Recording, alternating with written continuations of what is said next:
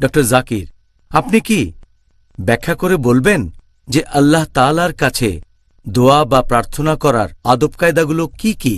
আমাদের মনে রাখতে হবে যে আমরা চাইব শুধু আল্লাহর কাছে, অন্য কারো কাছে না। আল্লাহ পবিত্র কোরআনে বলেছেন সূরা ফাতিহা অধ্যায় নম্বর 1 আয়াত নম্বর 5, ইয়াকা না'বুদু ওয়া ইয়াকা নাস্তাইন। আমরা তোমার ইবাদত করি, শুধু তোমার সাহায্য চাই। আমরা চাইব শুধু আল্লাহর কাছে। আল্লাহ বলেছেন সূরা গাফির অধ্যায় 40 আয়াত নম্বর 60, তোমরা আমাকে ডাকো, আমি তোমাদের ডাকে সাড়া দেব। আপনি আল্লাহ তাআলার কাছে যে কোনো কিছু চাইতে পারেন, হতে পারে ছোট কিছু জিনিস অথবা বড়, সমস্যা নেই। আপনি আল্লাহর কাছে যে কোনো জিনিস চাইতে পারেন।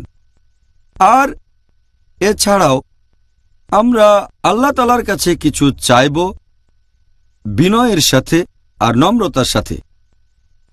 এটা 3 নম্বর পয়েন্ট। 4 নম্বর পয়েন্ট, যখন আল্লাহর কাছে কিছু চাইব তখন আল্লাহর উপরে ভরসা করব যে ইনশাআল্লাহ আল্লাহ আমাদের দোয়া কবুল করবেন ইনশাআল্লাহ। 5 নম্বর, আমরা আল্লাহকে ডাকবো ভয়ের সাথে। আমাদের থাকবে তাকওয়া, আল্লাহ সুবহানাহু ওয়া তাআলাকে ভয় করব। 6 নম্বর, আমরা আল্লাহ তাআলার কাছে চাইব আকুল আকাঙ্ক্ষার সাথে যে ইনশাআল্লাহ আল্লাহ আমাদের আহ্বানে সাড়া দেবেন। এই 6টা পয়েন্ট বাদে আরও কিছু ব্যাপার আছে যেগুলো গুরুত্বপূর্ণ। যখন কেউ আহ্বান করলে ভালো। যেমন ধরেন, এ সময় অজু অবস্থায় থাকা উচিত, পাক অবস্থায়। এটা ফরজ না। অজু না থাকা অবস্থাতে আহ্বান করতে পারেন, তবে যদি তখন কোনো ইবাদতের মধ্যে থাকেন এটা করলে ভালো যে অজু থাকবে। 2 নম্বর পয়েন্ট, এটা করলেও ভালো যদি কাবার দিকে মুখ থাকে আহ্বানের সময়, যদিও এটা ফরজ না। 3 নম্বর, সে বারবার আহ্বান করবে আর সে এটা করবে যতবার সম্ভব হয়। 4 নম্বর পয়েন্ট, সে চাইবে আল্লাহ সুবহানাহু ওয়া তাআলার কাছে পুরোপুরি একমুখী হয়ে, আকুল আকাঙ্ক্ষা নিয়ে।